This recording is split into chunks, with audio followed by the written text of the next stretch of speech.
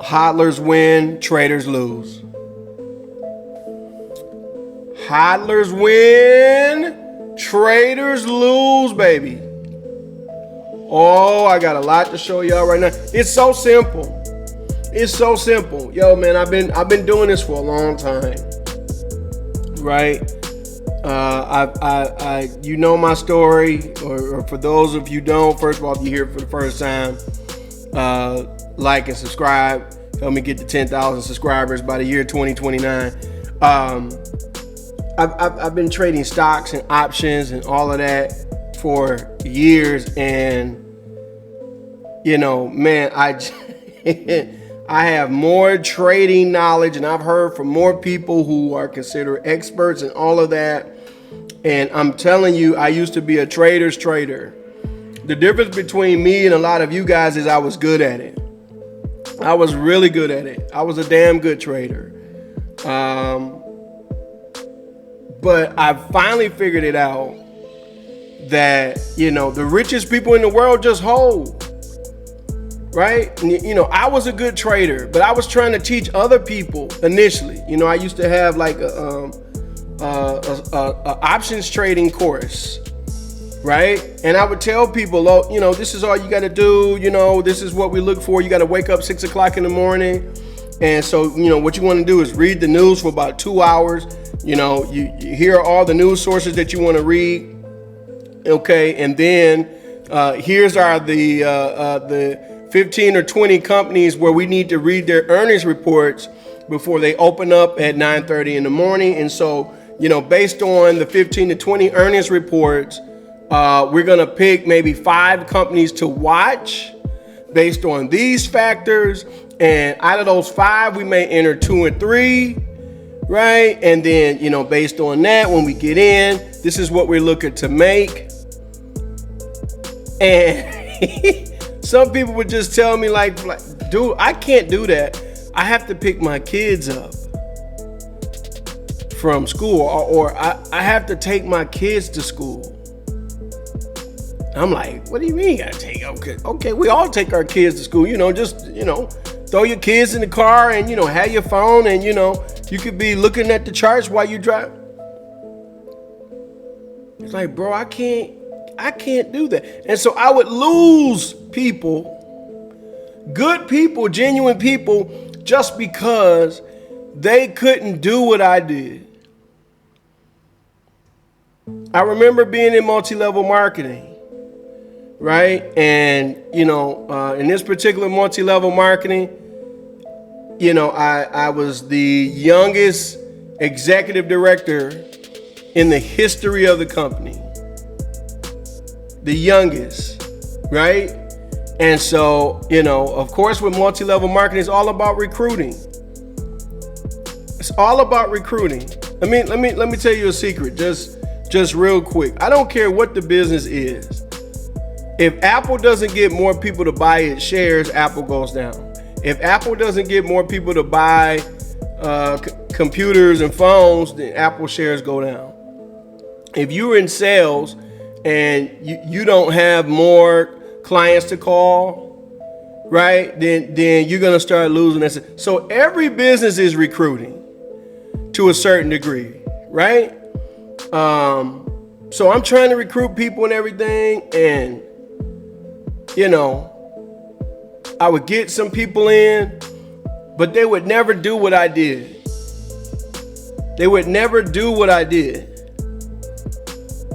And so I sat down with somebody one day, somebody who was at a much higher level than me. And I'm like, yo, why won't these people do what I'm doing? Why won't they do what I'm doing? And he was like, because you're a superstar.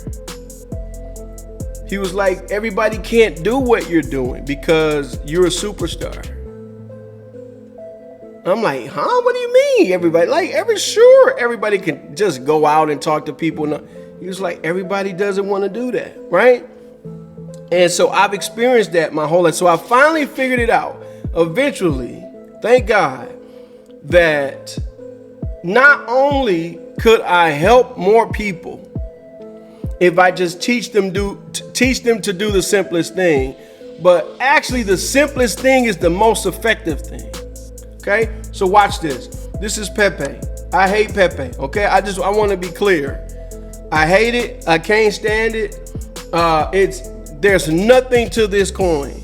I don't like anything that doesn't have any substance to it. Okay, but let me show you something. Okay, so here's the devs creating it, and here's the devs using all of their influence and getting all the Twitter folk. And for a couple of weeks, all you heard about was Pepe. It popped up, and then amazingly, Binance listed it. And when they listed it, of course, the devs sold and others, big holders sold, and it went down. Okay, and I want to show you what happened after that. Even the developers, right? They were supposed to have their the reason why Binance listed them is because they agreed to have their tokens locked up for a certain amount of time. I got 18 months in my head. I could be wrong, right? Because CZ don't play that. CZ don't like that. If you are part of the team, if you are part of the dev team, he wants you to have your tokens locked, so he sees consistency. Plus, he don't want you dumping on them. Just keeping it real, right? So that's what they told him. And then they went and 2 out of the 8 members, some kind of way, unlocked it, and they dumped on the other 6, and they dumped on their people, right?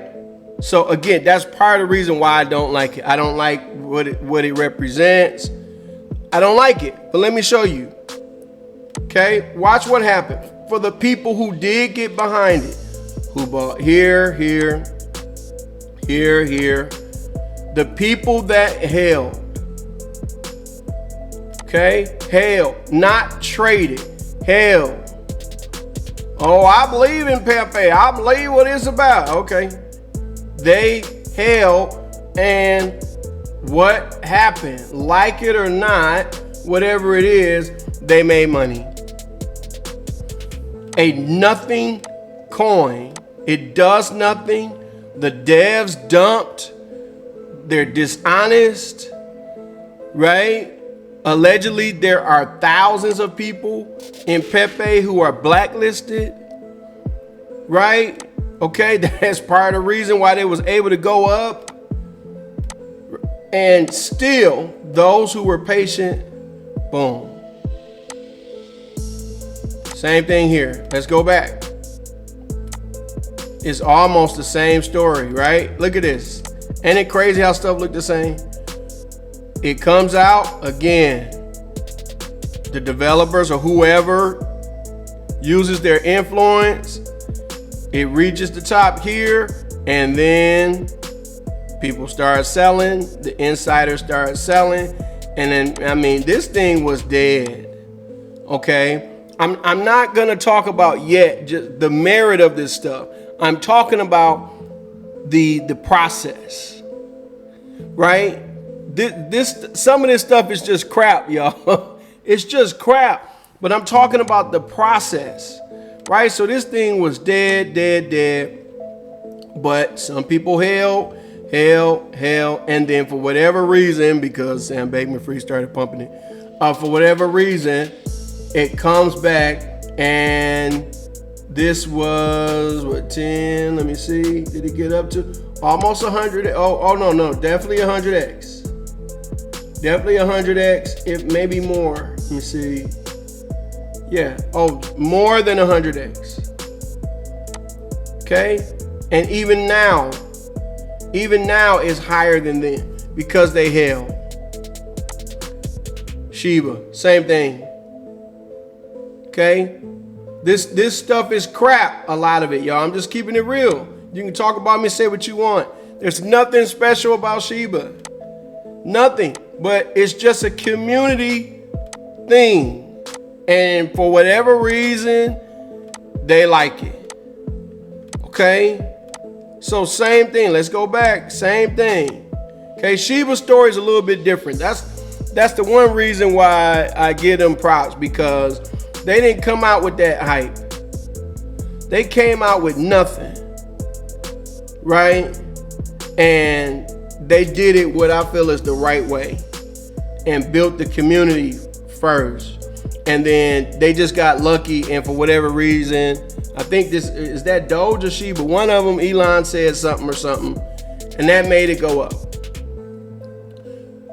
I'm sure there were many days. Some of these days it was like $30 in volume for Shiba. I've heard that, I've read it, I've seen it myself. $45, $60 volume some days, right? And then whatever happened, the people that held made money. But I don't want to talk about this. You know about this. What I want to talk about is this. The people who bought after a bunch of folks sold. They buying, still believing in what? I don't know. I can't hold stuff that don't do nothing. But just the community believing, community sticking together, community, right? Holding, whoever, I'm sure a bunch of people got up. Shiba goes through a lot of FUD, right? From people like me who think it's crap. But people are held, and then look, this surprised me. Shiba at 25 billion valuation. What? For what? Look right there. Like right here. 20 billion. 20 billion. I would have lost every bet. Okay? And I can't tell you why this happened. I cannot tell you. It doesn't seem natural to me. But what I can say is the people that held here were rewarded more than whatever their job is doing in terms of, investments and stuff at their job. Okay? Another one. Now, Floki, to me, Floki got a little bit more going on, right? Floki does charity, Floki, they really try to make an impact. And I don't know a ton about Floki, but I know they try to make an impact, and they've come out with, some different things. They actually have a decent looking website, they got video, like they make it happen. Right? Allegedly they got staking maybe, right? And of all the tokens that you hear about, at least for me, I hear about Floki the least compared to Pepe, compared to Bonk. I'm talking about over the years, right? Because Floki has been out for a minute. Okay, let's see if we can go back here. Does it go back far enough? Floki been out for a minute. No, it goes back before this, I think. But it, January, February 22nd. That's 2 years. Yeah, 2 years. Ajit can't hold for 2 days. 3 days. This was years ago. Right? And the ups and downs, whatever the development's going on, and I'm sure people complaining and all of that, right? And look, right? It's a bit unnatural for me that all this stuff is pumping at the same time. I'm just keeping it real, right? The so-called bull run only exists in your head. That's the only place where it exists. It doesn't exist for real, right? But if everybody thinks it does, and people start getting in at the same time and all of that, then, stuff like this happens and it reinforces those beliefs. That's what I believe. But, the bottom line here, we're not here to debate the coins. We're talking about what these people did to get to where they didn't trade it. They didn't call tops and bottoms. They didn't have all kind of, drawings and stuff. Oh yeah, I think it's gonna do this, and look for the MACD, and look for the double tap, double bottom, and then go in and get you a scoop of gravy and put it on the chicken, and then put it in the oven, but don't put it in the oven for too long. Then what? The average person can't do that. The average person can't understand that. But the average person can understand, yo, buy this and hold it. And in fact, if it go down, buy some more. Buy some every month. Accumulate. All the people that accumulated these tokens, at the bottom, they're rich. They're rich. They accumulated. Here, right? You want to accumulate when people aren't paying attention. Nobody was paying attention to Bonk right here. Oh boy. It was an easy accumulation here. Nobody doing nothing. They're rich. Okay? Then we go here. This isn't even on the radar, guys. It's not on the radar. Okay? But yet, 100 does something that none of these other tokens do. I'm gonna come back to this, but this is not on the radar. People wondering how come 100 and is not going up like SHIB and Bonk and stuff, because these are on centralized exchanges. They're accessible. You're getting into 100 before it's even accessible. But none of these people even know about this.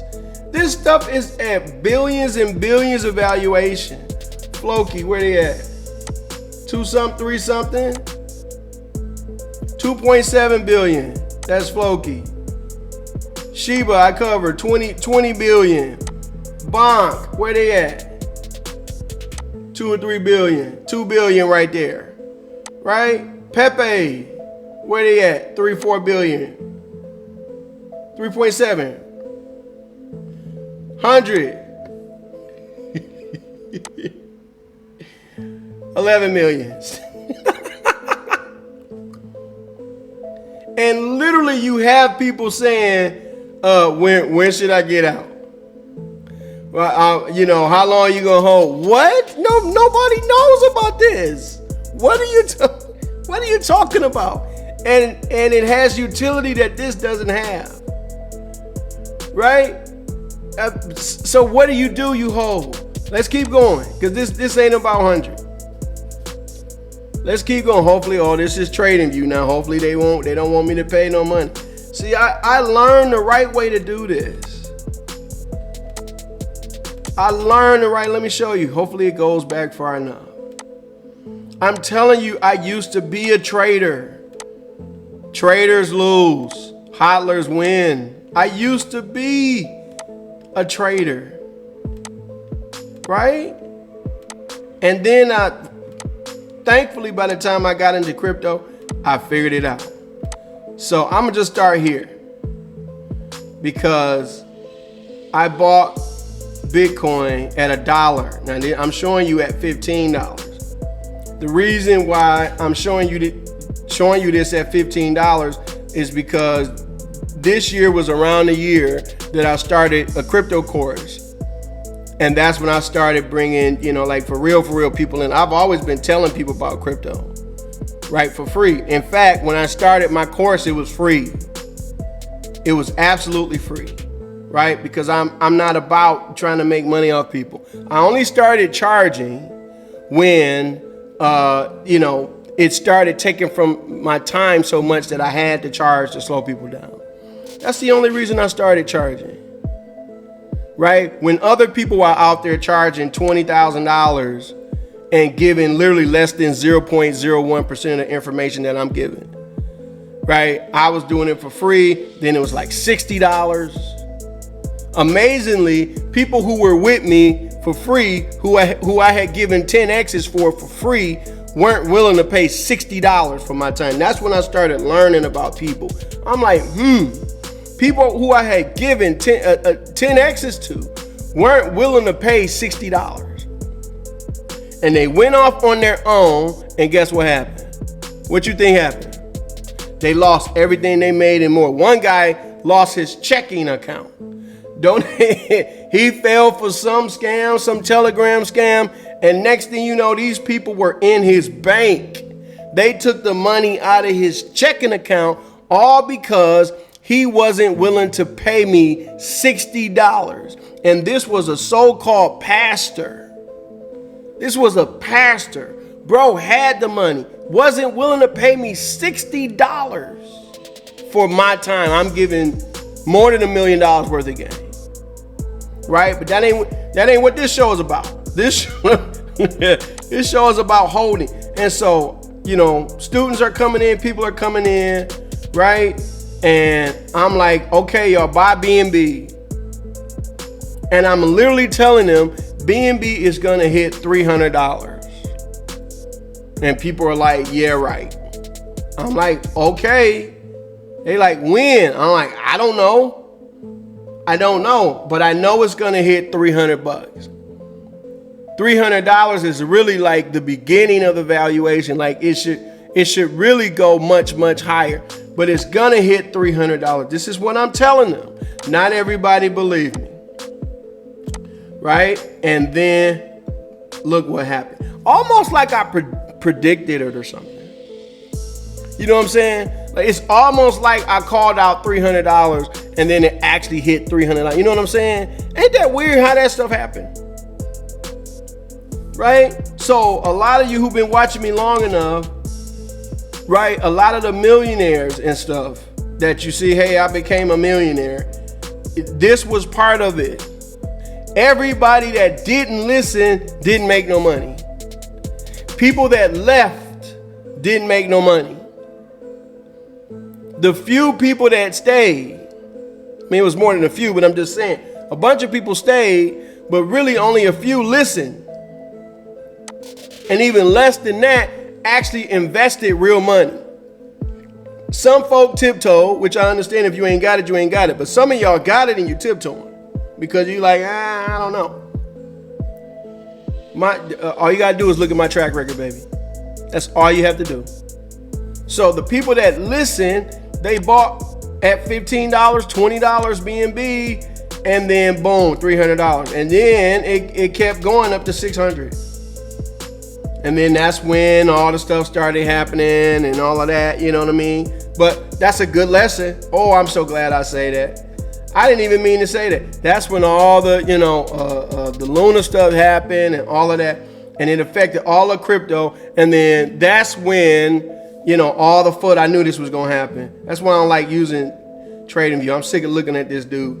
That's when all the FUD against Binance happened. And it went down some more, right?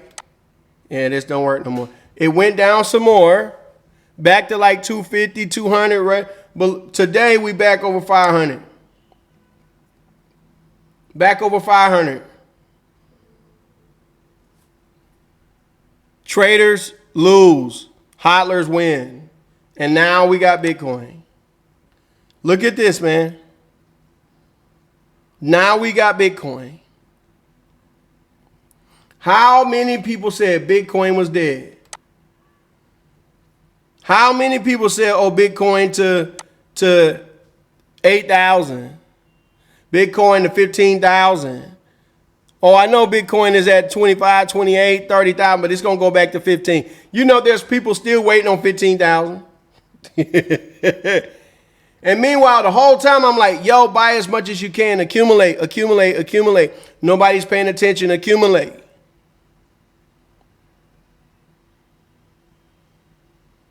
Hello. It's not a game, actually. People say it's a game. It's not a, investing is not a game. Investing is actually the simplest thing in the world. You just do nothing. You just invest, right? In the case of stocks and stuff like that, you do nothing.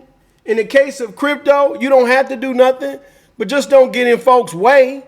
Don't make their life miserable. Or if you really, really want to truly help, like I do, you get on the front line. You introduce this stuff to people, because I know what's my motivation. My motivation is I know that people are struggling and they need something easy to do. And holding crypto is literally the easiest thing that you could possibly do.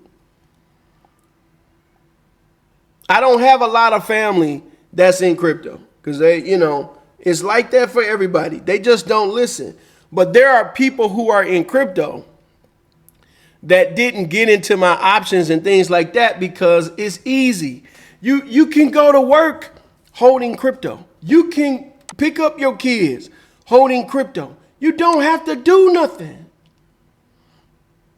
Once you understand, hey, am I invested in something real? Yes. Is there some new underlying technology? Yes. Right? Or just in the case of Bonk and Shiba, is it just a really great community that's going to work together? Yes. In the case of 100, it's the technology and the community. Right? In the case of Bias, it's the technology and the community. I ain't got the Bias chart up. Right? So you hold that. You don't even ask that at 10 million market cap. Right? If a Shiba can get to 20 billion, huh? You sitting on something, you sitting on a gold mine at 10 million, 11 million, what? And people were fading Bitcoin. It even works at 500 billion. Somebody tell, you know when the all-time high of Bitcoin was today? For all the Bitcoin traders out there in the world, it is $1 billion business. There are people right now making hundreds of thousands a month teaching people how to quote unquote trade. I could name them, but I won't. There are YouTubers charging googobs for their courses. And here's the crazy part. There is a top trader on you. At least he used to be. I don't know if he is now. I don't watch people. I don't watch other folk. But when I did, there's this trader. He's in Dubai. He literally has on his site, I'm not joking, y'all. Or no. That's not true. He doesn't have it on his site. That's not true. He has it on his YouTube. He actually did a YouTube video. Somebody asked, do you trade? And he said, no. But I'm going to teach you how to trade. They like, but do you trade? No, I invest long term. I'm not making this up. He does a trading competition and all that every year and brings folks out to. Some of y'all know who I'm talking about. And you know when the all-time high was? Right freaking now. Right now as I'm talking. I've been in Bitcoin since 2013. And the all-time high just happened 5 seconds ago. And this is going to continue. And you have the audacity to say, well, how long should I hold a token that nobody's ever heard of? What? I understand the question, but you got to understand where the question is coming from, y'all. Right? You're only asking about this. Let's come on now. Come on now. You're only asking about this because you are craving something else that you think provides value. A down payment on a house, a car, a boo that told you she would only go out with you if you could, show her that you got at least 20 grand, whatever. Your wife asks you to do something. You always want to take a vacation. There's something out there. And that's the only reason why you're thinking of these conversations. Or you're thinking of, oh, how long should I hold this thing? And what I am telling you, if when you truly understand it, you hold the thing, all-time high just now. You hold the thing until pieces of the thing, little tiny pieces of the thing can give you what you're thinking about. And you take tiny little pieces. I bought whole Bitcoins for $1,000 and had the opportunity to buy whole Bitcoins at $150 and didn't 200, 250, 3, 4 years. But at least I didn't sell. At least I'm like, hey, you know, I got my Bitcoin. I'm going to hold. My wife, you know you ought to sell it. It ain't going to do nothing. It ain't going to, you don't know what you do. You don't even know about that stuff. It ain't going to do nothing. I'm like, I'm not selling. I'm not selling. And she was right. At that time, I didn't know a lot. And so I started to study. And I'm like, okay, wait a minute. Right? But I had learned from my mistakes about fast trading. And this time I said it was going to hold. And now, you know what my wife is right now? Right now, she's out spending little tiny pieces of Bitcoin. That's what she's doing. She has no problem spending my little tiny pieces of Bitcoin. But they're tiny pieces. 10 years ago, what she's doing right now might have cost a whole Bitcoin. Today, it's going to cost 0.0000 something Bitcoin. So I'm like, okay, yeah, I still don't want to do that. But I'm like, all right, yes, you can take 0.000001 Bitcoin and do blank. You know what I'm saying? That's when. Right? And you have to have something real in order to do that. It is my belief that 100 is going to be $1 and bias is probably going to be $1. That is my belief. When? I don't know. This year? No. Next year? Probably not. It might be 5 years, 6 years. Who cares? What do I have to do? Nothing. Let them do the thing. Let the developers do their thing. They killing it right now. They absolutely killing it right now. Let them do their thing. Right? Get out the way or help. I'm just telling you, if this can go to 3 billion, if Shiba can do what it's doing, all this other stuff, you really want to fade at 10 million, 11 million? You really want to do that? There were people who were selling bias and stuff at like 100,000, 200,000 market cap. How you think they feeling right now? There are people who sold 100 at, you know, less than $1 million market. How you think they feel right now? Traders lose. Hodlers win. It's your boy BSG. I'm going to holler at y'all in the next video.